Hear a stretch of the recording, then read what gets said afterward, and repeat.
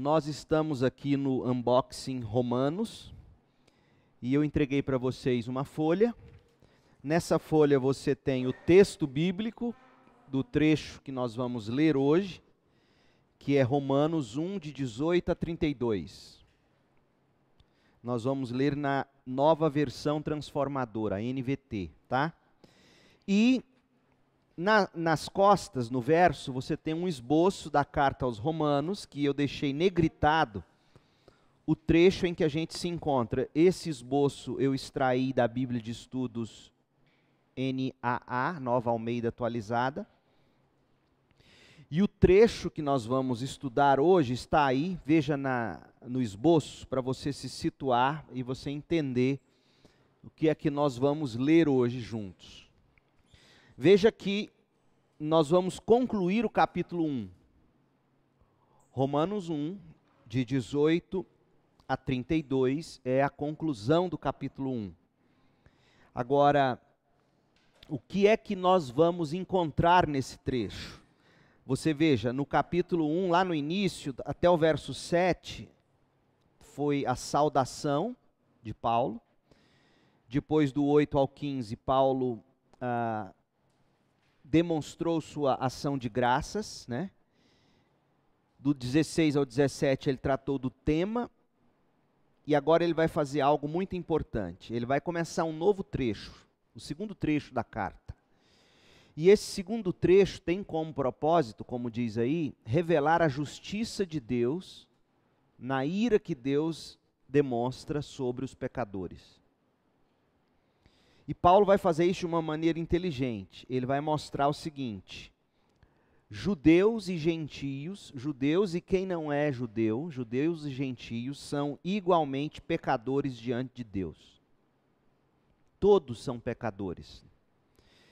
E aí ele divide esse bloco da carta aos Romanos, Romanos 1, de 18 a Romanos 3, verso 20.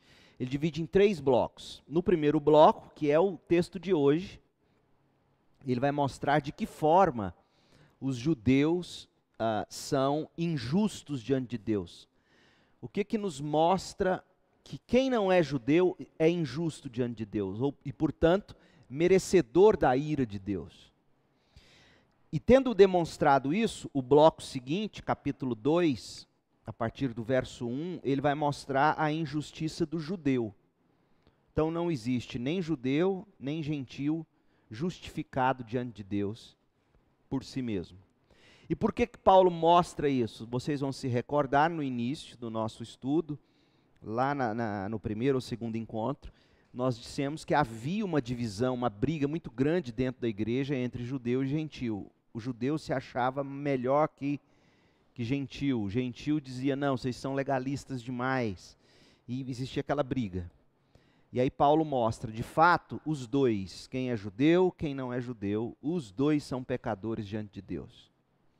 Tá, então, hoje, capítulo 1, de 18 a 32, ele vai mostrar como a injustiça do gentio somos eu e você, quem não é judeu. De que maneira essa injustiça se revela. E é um trecho muito atual, muito interessante, e eu quero que você leia comigo. Romanos 1, de 18 a 32, nós estamos lendo na NVT.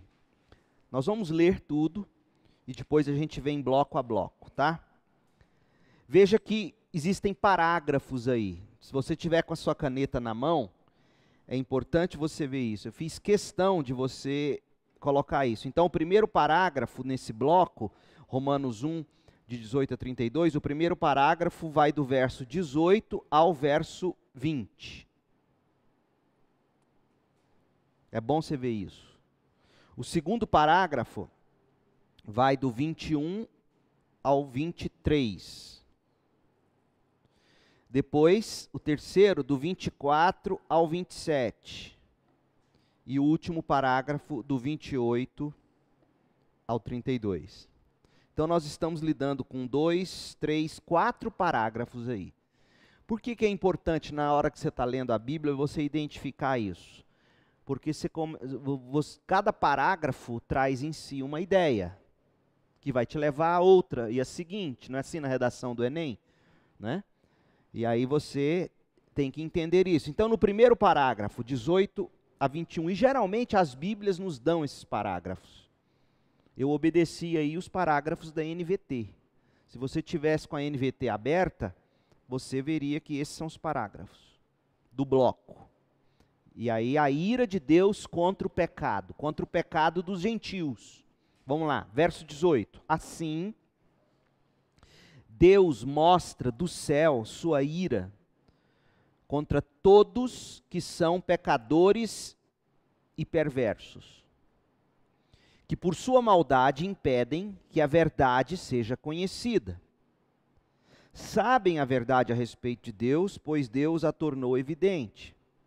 Por meio de tudo que Deus fez desde a criação do mundo, podem perceber claramente seus atributos invisíveis, seu poder eterno e sua natureza divina. Portanto, não tem desculpa alguma.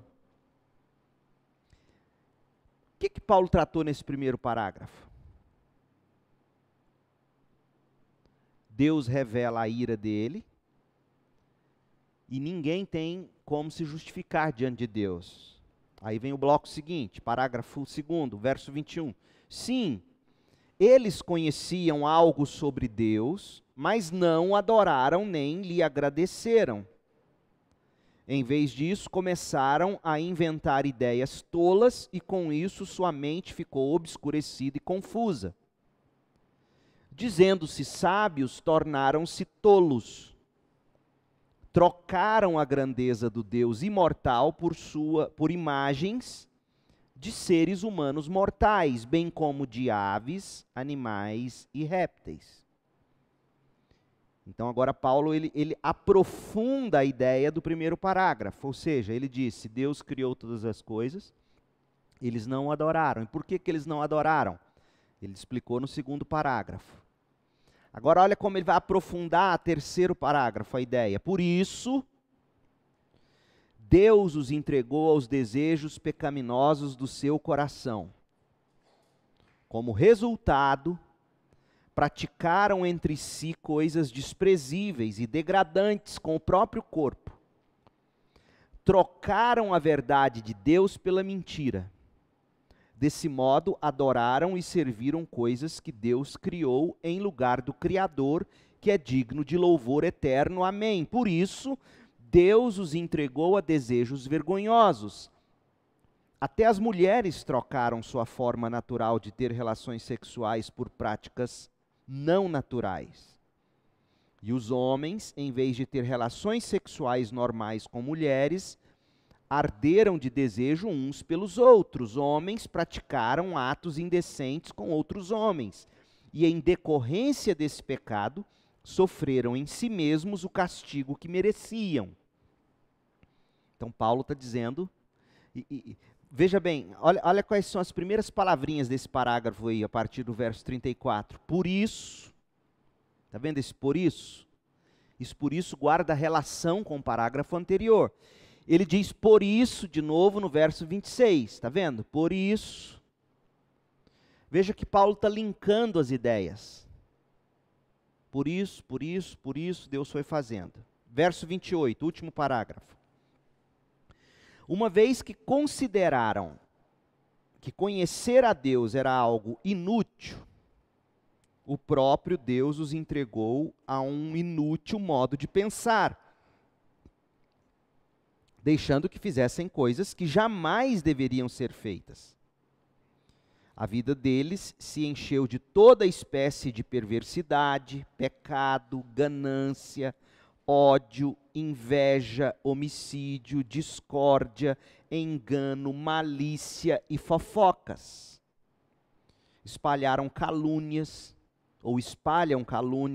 odeiam a Deus, são insolentes, orgulhosos e arrogantes, inventam novas mentiras ou maneiras de pecar e desobedecem a seus pais.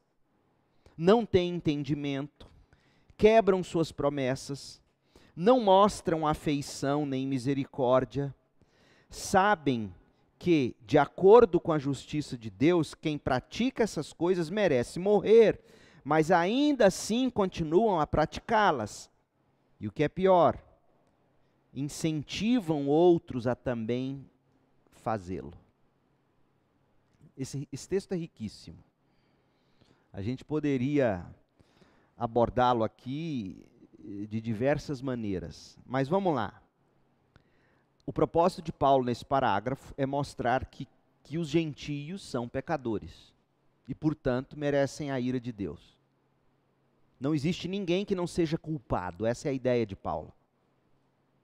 Como ele faz isso?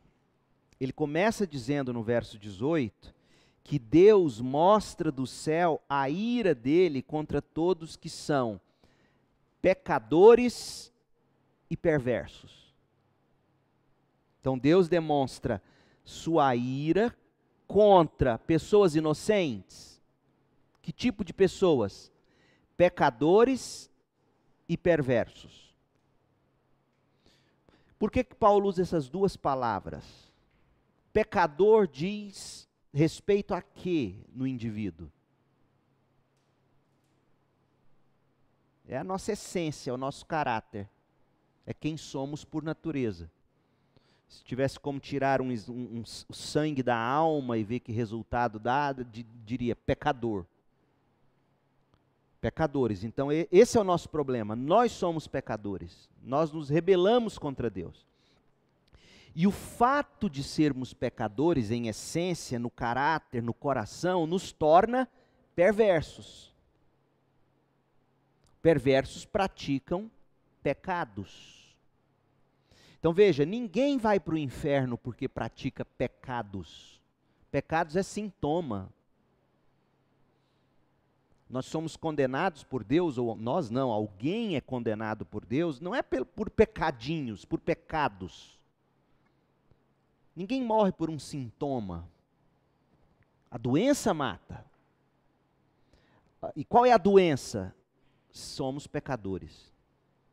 E a ira de Deus se mostra do céu contra todos os pecadores e perversos. E aí Paulo vai explicar. Por que somos pecadores e perversos, Paulo? Explica isso melhor.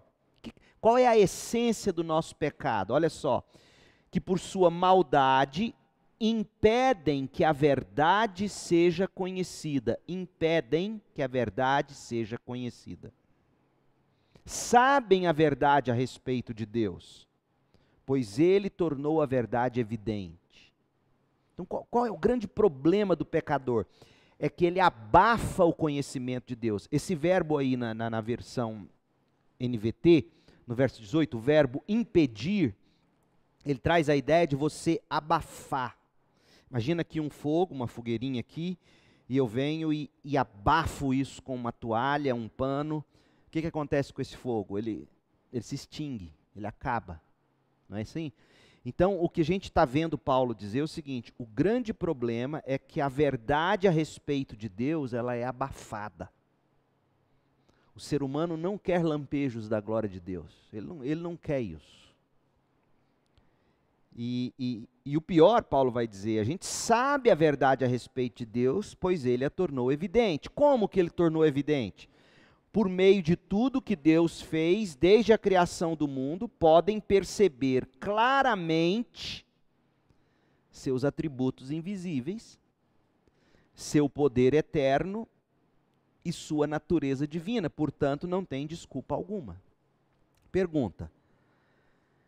Paulo está dizendo que por meio de todas as coisas, o ser humano reconhece, sabe, pelo menos duas coisas sobre Deus: poder eterno e natureza divina. É claro que Paulo aqui está resumindo os atributos ou qualidades de Deus nesses dois. É um poder que não tem começo, é um poder que nunca teve começo. Deus é Deus poderoso desde sempre. Isso é algo que explode a mente das pessoas. Uma criança, você conversa com uma criança, quem criou Deus? Pergunta para o seu pai, é provável que você já tenha perguntado isso para o seu pai. Os meus perguntaram, Samuel, Isabela, desde pequeno. Hoje nem, não mais, mas na infância, quem criou Deus, pai? Porque você começa ainda atrás, chega num ponto que sua mente fala, dá um bug aí, buga. Qual é o começo disso? Então Paulo está dizendo, um poder eterno,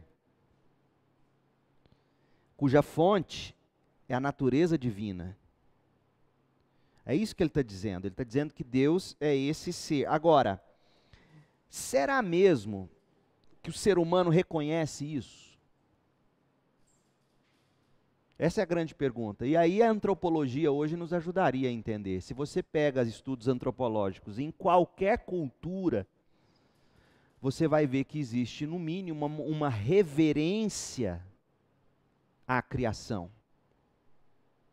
Algo que o ser humano não explica, mas que diante dela, o ser humano respeita. O ser humano, trovões, tempestades, o sol, a lua. Reverencia e respeita ao ponto, Paulo vai desenvolver, de em vez de olhar para além disso e falar alguém criou isso, diz não, é o Deus Lua. É assim, é o Deus Sol. Então Paulo está dizendo o seguinte, não há desculpa para o ser humano.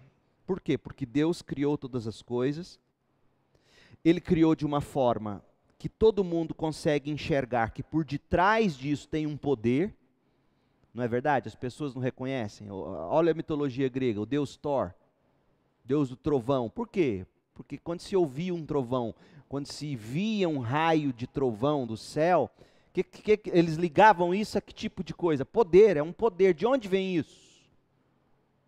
Ah, é o deus trovão. Não é? Então, desde sempre, desde que ser humano é ser humano, ele reconhece um poder por detrás da criação e algo que ele não explica, que é a natureza divina do Criador. Mas em vez de se render a essa natureza divina, Paulo diz, eles inverteram. E quando você inverte, você esconde a verdade sobre Deus. É isso que ele está dizendo nesse parágrafo.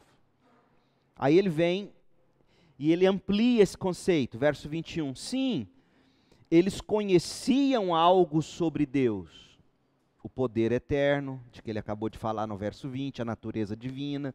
Eles conheciam algo sobre Deus, mas o que aconteceu? Eles não o adoraram e nem o agradeceram. O que Paulo está dizendo? Quando alguém conhece algo sobre Deus, duas coisas têm que ser produzidas ou são produzidas naturalmente no nosso coração. Primeiro, você adora e você agradece. É sempre assim.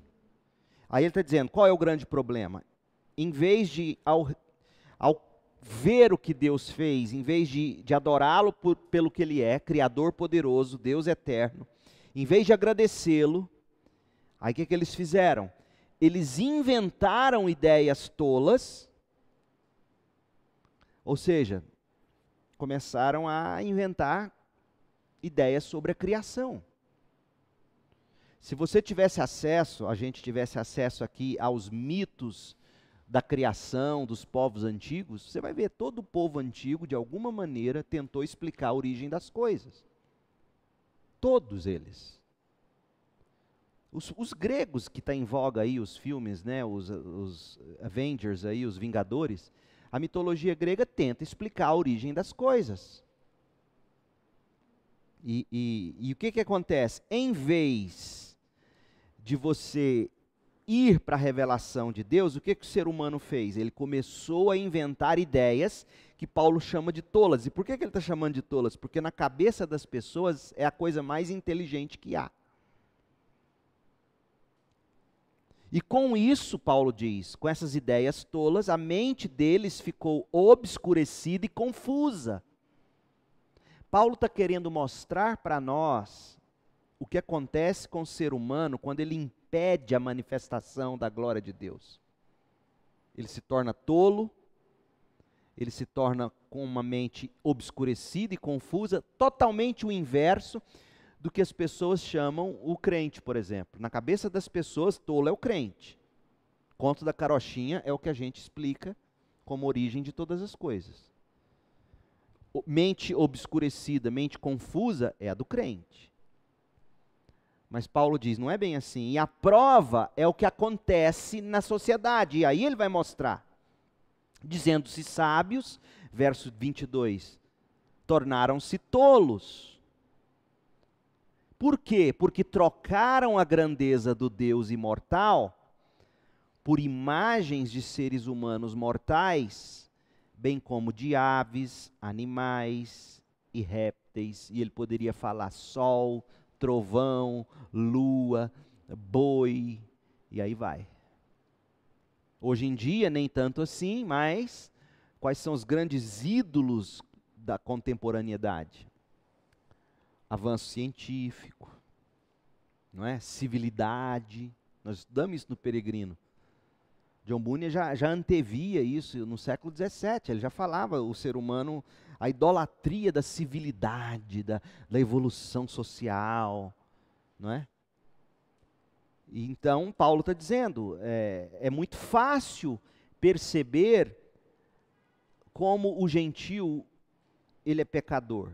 Ele abafou a verdade sobre Deus, ele viu tudo que Deus fez, em vez de ter reconhecido o Criador, em vez de ter adorado, em vez de ter agradecido Ele, eles inventaram uma maneira de explicar a vida, uma maneira tola, mente confusa, mente obscurecida. Eles se acham sábios, mas eles são tolos, por uma razão simples: a essência da tolice do ser humano não é que lhes falta QI, coeficiente de inteligência, não é isso que falta no ser humano.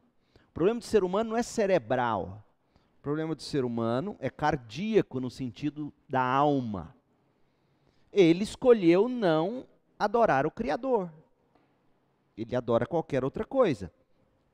Por isso, verso 24, por isso, o que Deus fez? Deus começou a manifestar a ira dele. Lembra que ele falou? Dos céus Deus mostra a sua ira, verso 18. Agora, como Deus vai começar a demonstrar a ira dele, é que é impressionante aqui nesse texto. Porque Paulo vai dizer o seguinte: aquilo de que a sociedade mais se gaba, a saber, ser livre para fazer o que dá na cabeça, ser livre para dar asas aos seus desejos, ele vai dizer isso, na verdade, é castigo. Porque o ser humano totalmente livre para fazer o que ele quer é a maior desgraça, e a prova está aqui, ele vai dizer. Ah, é? Vocês querem viver do jeito de vocês, segundo a tolice de vocês? Vocês querem viver segundo a maneira como vocês pensam a vida? Vocês trocaram a grandeza do Deus imortal por imagens de seres humanos confusos? Vocês querem viver assim mesmo? Tá bom, então eu vou entregar vocês, verso 24, aos desejos pecaminosos do coração. Você está vendo qual é o grande problema do livre-arbítrio? Entregues ao nosso próprio coração, sem nenhuma manifestação da graça soberana de Deus, olha o que acontece. É isso que Paulo está dizendo. Você quer ser livre de Deus? Tá bom. Você quer fazer o que te dá na cabeça? Tá bom. Eu não sei se seu pai já fez isso com você, sua mãe. Meus pais já fizeram, eu já disse isso algumas vezes, especialmente para o Samuel, né, o mais velho, sempre abre picada. Você vai corrigindo, aí seu pai chega num ponto, sua mãe chega num ponto e fala assim: você quer saber, Arthur? Vai lá. Você quer saber? Arrebenta a cara. Você quer mesmo insistir nesse negócio? Vai lá, vai ver. E aí, geralmente, tem até o ditado, né? Praga de mãe, não é praga, é castigo. Quando pai e mãe chegam no ponto de dizer assim: tá bom, eu não vou impor limites, eu vou fazer as regras para não afetar o bom funcionamento da nossa casa, da minha casa, mas eu vou deixar você fazer o que você quer. O que é isso? No fundo, quando um pai age assim, é um castigo, porque o pai sabe, a mãe sabe, que a persistir esse caminho, o que vai ser lá no fim dele?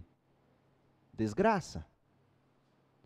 Então não poderia haver castigo maior de Deus do que Deus fazer o seguinte: eu vou deixar você fazer o que seu coração deseja.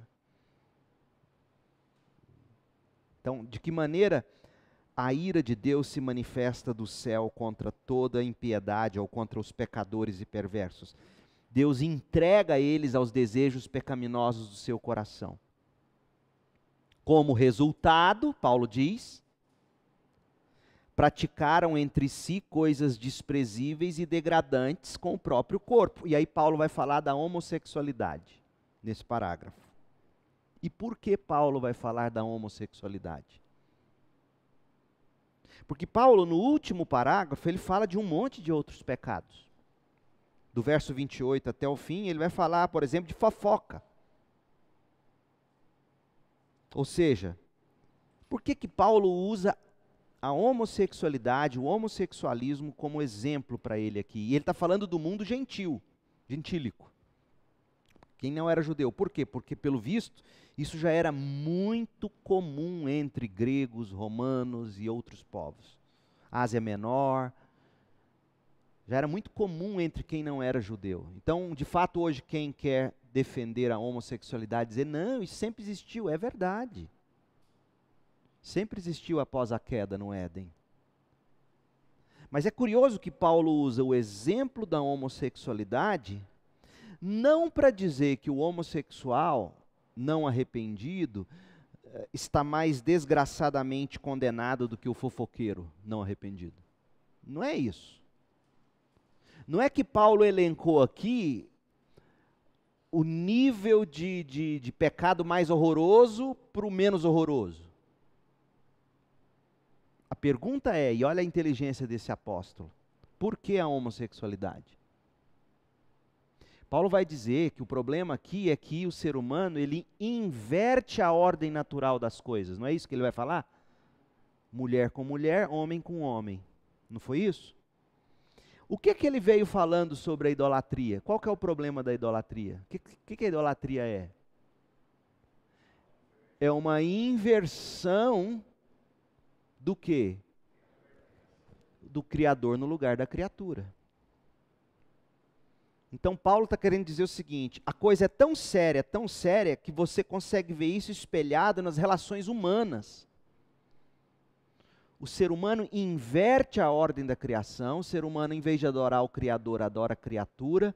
Isso se revela nas relações dele, onde a mulher passa a ter relações sexuais não naturais com outra mulher, e homem com homem. E o texto é forte. O verso 27 diz que os homens ardem em desejos, essa atração, essa candência, essa ardência de desejo. É como se Paulo dissesse assim, ele acaba sendo dominado por esse desejo. É isso que ele está dizendo. E veja que Paulo diz que isso tudo começa como? Na perversão da criação.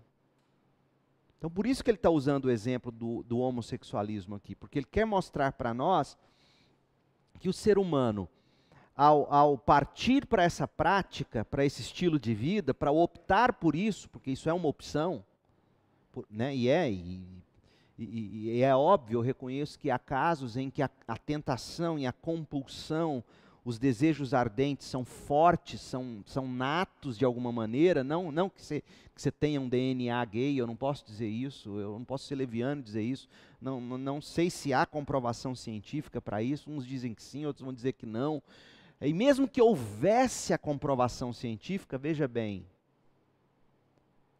de que existe um gene gay, digamos, mesmo que houvesse, isso não dá direito ao ser humano de escolher viver do jeito que ele sente melhor.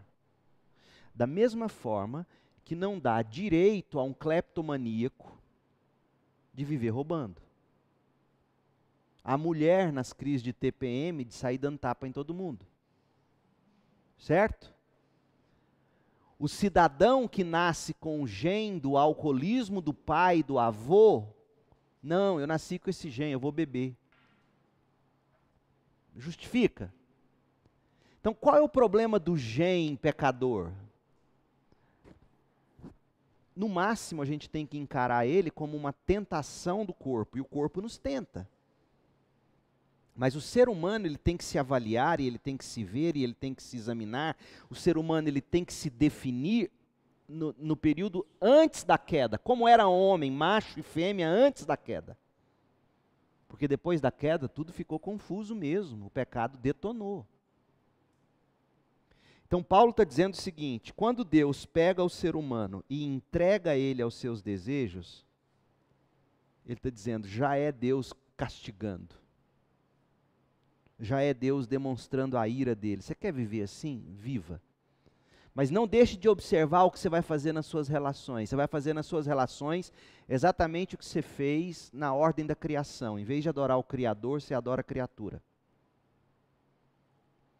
E nas relações vocês vão partir para um tipo de prática indecente, em decorrência do pecado, mas uma prática que não é natural. Da mesma forma que não é natural para o ser humano a idolatria. É isso que Paulo está dizendo. Por isso Deus os entregou, verso 24. Por isso Deus os entregou. Aí ele chama de desejos o quê? Vergonhosos. Mas antes, vamos lá, verso 24. Deus os entregou aos desejos pecaminosos do coração. Então, de onde vêm esses desejos ardentes, lá do verso 27? De onde vem? Vem do coração. A cura para o ser humano é no coração. Qualquer compulsão, ela é curada no coração. Definitivamente. Se não é curada no coração, no máximo que você vai fazer é aliviar sintomas. Então, quando Deus entrega a gente aos desejos pecaminosos, esses desejos ardentes uns pelos outros, ele diz que o resultado é que a gente pratica coisas desprezíveis, degradantes com o próprio corpo. É autodestruidor. Paulo está dizendo, vocês vão se autodestruir assim. Trocaram a verdade sobre Deus pela mentira. Veja, Paulo está dizendo que, o que é mentira para Paulo? Todos esses desejos ardentes são mentirosos, enganadores, é isso que ele está dizendo. Sim, eu sinto a atração. E às vezes a atração, e vamos falar a verdade, até é hétero. Porque tem muita compulsão sexual heterossexual.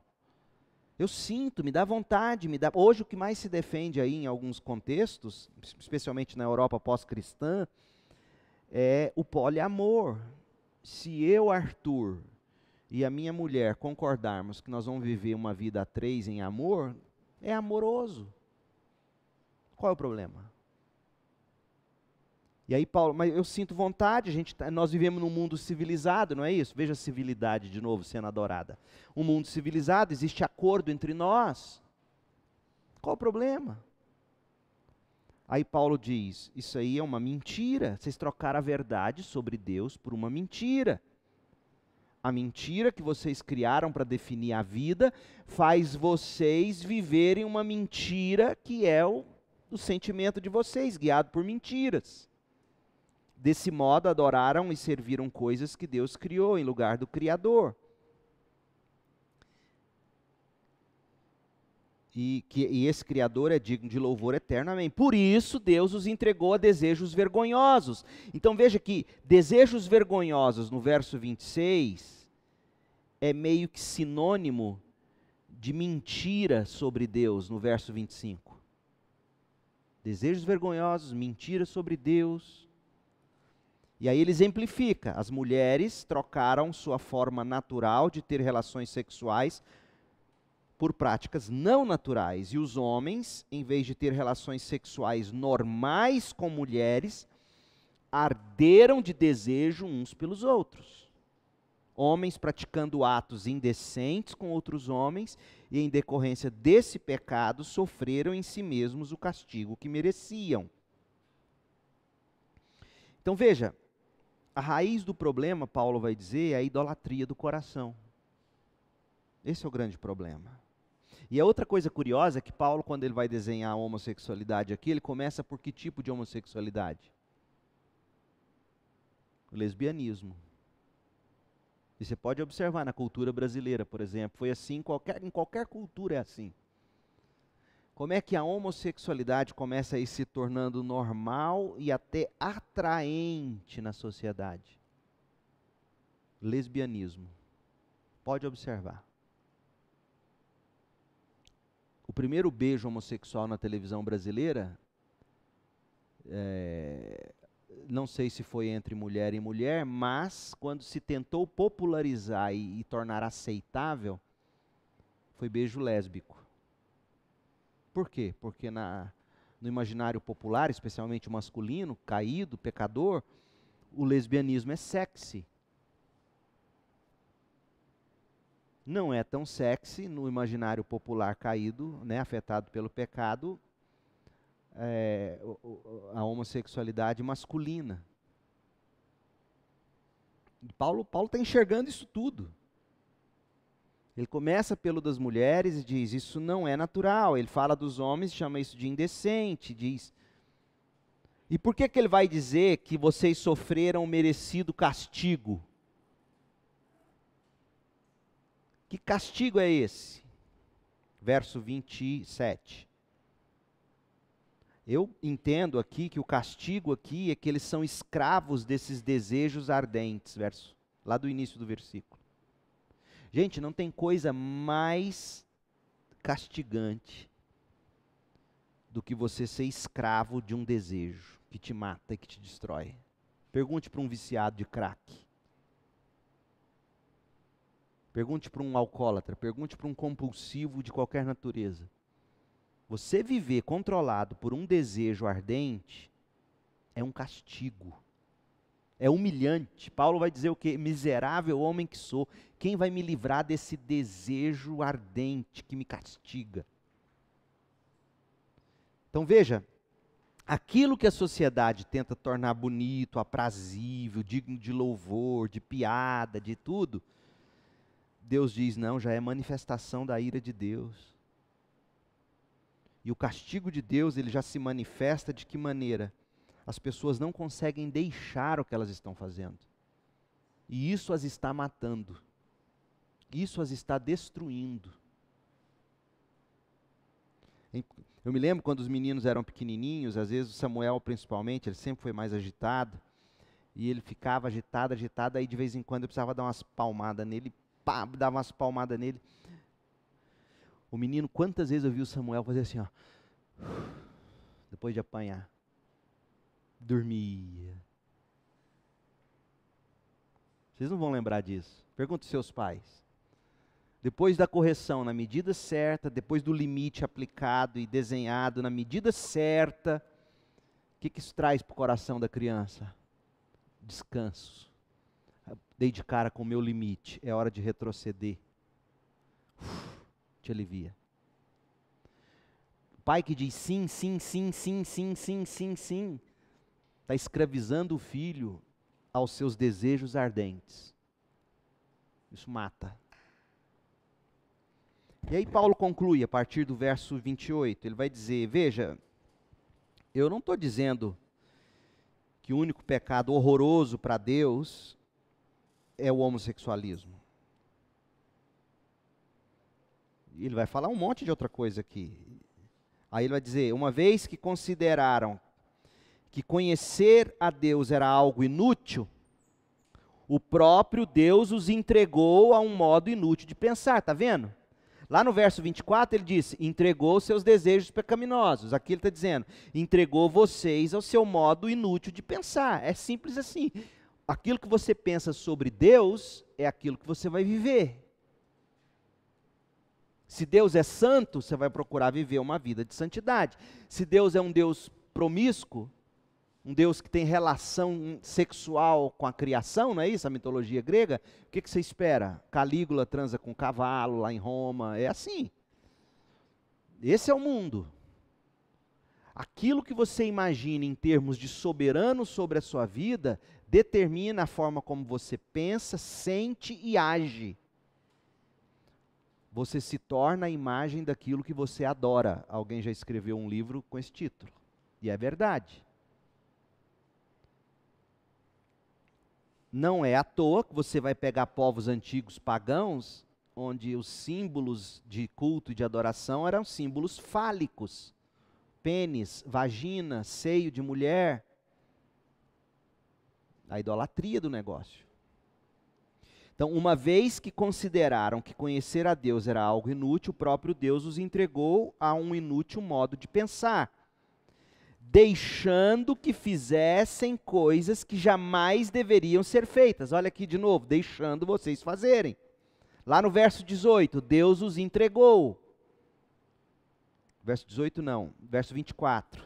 Deus os entregou quando ele foi falar da homossexualidade. Agora, dos outros pecados, ele vai falar, Deus deixou vocês fazerem. E quando Deus deixa você fazer o que você nunca deveria fazer, isso não é porque Deus é um Papai Noel, ele está sendo justo e está dizendo, tá bom, eu vou deixar você se arrebentar. Já é manifestação da ira de Deus. Então é interessante isso, porque quando você olha o mundo tão desgovernado como a gente está vendo, e todas essas mudanças morais, essas mudanças éticas em termos de comportamento e tudo mais, nada mais é do que manifestação da ira de Deus. E aí Paulo diz, a vida deles, que começaram a praticar o que nunca deveriam ter feito, verso 29, a vida deles se encheu de toda espécie de perversidade, pecado, ganância, ódio, inveja, homicídio, discórdia, engano, malícia e fofocas. Será que Paulo definiu aqui todos os pecados? Não, essa lista não é exaustiva. Ele deve estar destacando aquilo que era mais evidente no mundo dos dias dele, em termos de pecado. Se nós fôssemos fazer uma lista de pecados, é provável que esses todos aqui estivessem mais alguns. Era o que mais chamava a atenção e escandalizava um cristão decente. E aí ele fala, inventam novas maneiras de pecar. O mundo está cada dia mais inventando novas maneiras de pecar. Mas antes, verso 30, espalham calúnias, odeiam a Deus, são insolentes, orgulhosos, arrogantes, inventam novas maneiras de pecar e desobedecem seus pais. Isso foi algo sempre muito caro para Paulo. Ele fala de novo de desobediência aos pais. Parece que era um negócio que estava se tornando epidêmico na cultura dele. Ele fala disso quando ele escreve a Timóteo. Gente desobediente aos pais. Não tem entendimento. Gente que não guarda a palavra, quebra promessas, não mostram afeição nem misericórdia, gente ímpia, sem coração, sabem que de acordo com a justiça de Deus, quem pratica essas coisas merece morrer. Como é que a gente sabe que o ser humano sabe disso? Porque se faz isso com alguém dele, o que ele vai querer fazer? Ah, mexeu com a minha filha, morre. Não é assim? Porque de onde vem esse impulso de fazer justiça ou aplicar vingança? De onde vem isso? Isso vem da lei de Deus no nosso coração, que Paulo vai desenvolver no próximo bloco em diante, e vai dizer, dentro do ser humano, por mais que ele negue, existe um senso de certo e errado. Isso pode, isso não pode. Isso pode, isso não pode, não vem de moléculas e de desenvolvimento de DNA, esse instinto vem do Criador. Até os bichos, até o instinto animal, de alguma forma, vem do Deus que os criou. Então eles sabem que de acordo com a justiça de Deus, quem faz essas coisas todas tem que morrer. Mas ainda assim continuam a praticá-las. E o que é pior, elogiam, incentivam aqueles que também o fazem. Você não vê isso nos programas de televisão? Como é que as pessoas convidam os pecadores para celebrar junto com eles? Conta como é que é a sua vida para nós. Fátima Bernardes, Altas Horas, e aí você senta, o povo senta, encontro com Bial, Danilo Gentili, o pessoal senta lá e todo dá risada, aí ele começa a falar, o João, né? O João começa a contar da vida dele, aí todo mundo ri, é isso mesmo, nossa, que bom, você é corajoso para fazer o que você sente. Isso é coragem hoje na nossa sociedade. Houve um tempo em que coragem era você dar a sua vida pela sua cultura, sociedade, comunidade, cidade, família. O corajoso era quem morria pela família, quem morria pelo país, quem morria pela bandeira, quem morria pelo coletivo. Isso era o corajoso. Coragem hoje é você morrer fazendo o que você tem vontade de fazer, não importa o coletivo, que se dane os outros. Isso é coragem hoje. Isso é loucura. Cada vez mais egocentrado. Cada vez mais eu. E o que é, agora vamos voltar à ilustração de Paulo, e o que seria a homossexualidade em prática? Quando eu, homem, com pênis, sexo masculino, me enamoro de outro homem, pênis, sexo masculino, o que eu estou dizendo? Eu amo a minha imagem. Eu amo a minha imagem. Já pensaram sobre isso? Esse é o grande problema. Eu discipulei um homem que foi homossexual e ele falava para mim, ele falava, eu não aguentava ver mulher nua. Feio. Eu gostava de ver homem que tem o que eu tenho. Então ele ama a sua própria imagem, ele se ama a ponto de só literalmente gozar com outro igual. Loucura isso. É o pecado. Agora, como é que você ajuda ser humano assim? Primeiro, orando e pedindo que Deus transforme a mente e o coração. Porque se Deus não operar uma obra de resgate, se Deus não virar e falar assim, vem cá, você não vai ficar mais entregue a si mesmo, vem cá. Deixa eu cuidar de você. Transforma esse coração, transforma esse desejo. Coloca um outro padrão de verdade. Coloca impulsos diferentes. É uma obra miraculosa. E sabe, gente, nós não somos melhores se não sofremos com esse tipo de tentação, eu digo especialmente aqui a homossexualidade. Quem não sofre especificamente com isso, não é melhor do que quem sofre com tal tentação. Porque nós acabamos sofrendo com outras e outros tipos, que são tão degradantes quanto. E moralmente aceita, e porque, por exemplo, eu já ouvi pai dizer assim, pai, gente de igreja. Que bom que o menino está transando, pelo menos ele está transando com menina, né? Espera aí, onde na Bíblia está escrito que é assim? Será que é bom mesmo? Então, é o que Paulo está dizendo.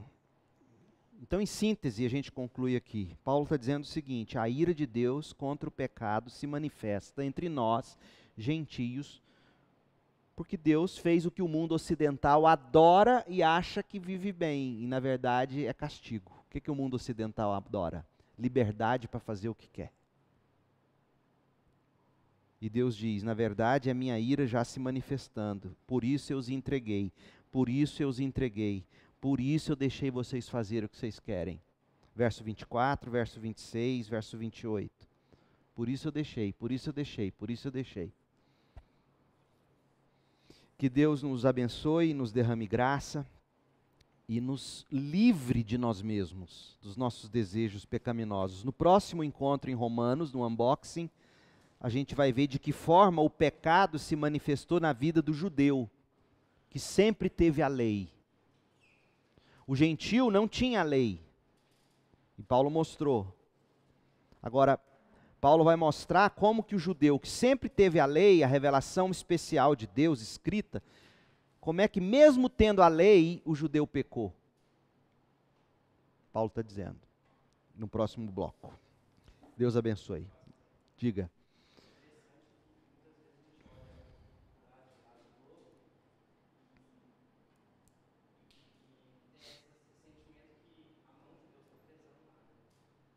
Exatamente. Muito bem pensado. A mão de Deus não pesa apenas quando uma tragédia natural abate um país. Moçambique, por exemplo. A mão de Deus pesa, como muito bem observou o Arthur, quando de forma sutil Deus diz: tá bom, o Ocidente vai fazer o que quer. E vão achar que são civilizados, evoluídos. Vocês vão se destruir assim. A ira de Deus já se manifesta. Então, por isso eu digo aqui o seguinte: os cristãos que defendam uma agenda conservadora hoje na política brasileira, infelizmente não estão levando isso em conta. Não estão levando isso em conta. Porque deveriam ser mais compassivos ao tratar desses assuntos. Compassivos. Porque, na verdade, essas pessoas que estão tentando destruir a sociedade com suas ideias, que Paulo chama de tolice, viu? Tudo que Paulo descreveu, essas pessoas são escravas disso. Elas são consumidas por esse desejo ardente, corrompido. Então a nossa luta não é no grito. O grito não transforma ninguém. O Mazzaropi, que vocês não conhecem, já dizia assim: se grito adiantasse, porco não morria. Você já viu matar porco?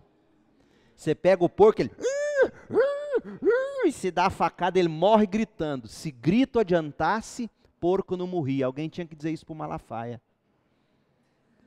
Se grito adiantasse, porco não morria.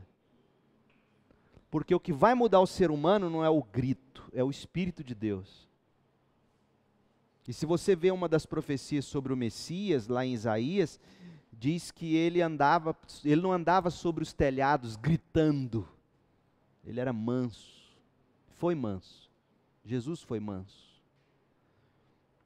Então, quando a gente entende o que está acontecendo nesse mundo ocidental nosso, já é Deus entregando o ser humano. E a gente entende que isso já é o castigo de Deus, que o ser humano é escravo disso. Que eu também sou, eu posso não ser nessa agenda de costumes, mas eu sou fofoqueiro, eu sou malicioso, eu engano, eu minto, eu roubo, eu mato. Olha o tanto de pecado aqui. Quer dizer, é a mesma desgraça, é a mesma coisa. Paulo chama no verso 27, ele vai dizer: o castigo desses que estão escravos dos pecados homossexuais, o castigo é que eles são escravos desse desejo, então eles já estão sendo castigados. São escravos daquilo. E a gente tem que ter compaixão. Num escravo, você não vai lá e não pisa nele, seu escravo, vou acabar de te matar. O que você faz com o escravo? Você tem compaixão, vem cá, moço. Você tem noção de que vida você está vivendo? Você tem noção de como vai ser seu fim se você seguir esse caminho? Que Deus nos abençoe e nos dê graça.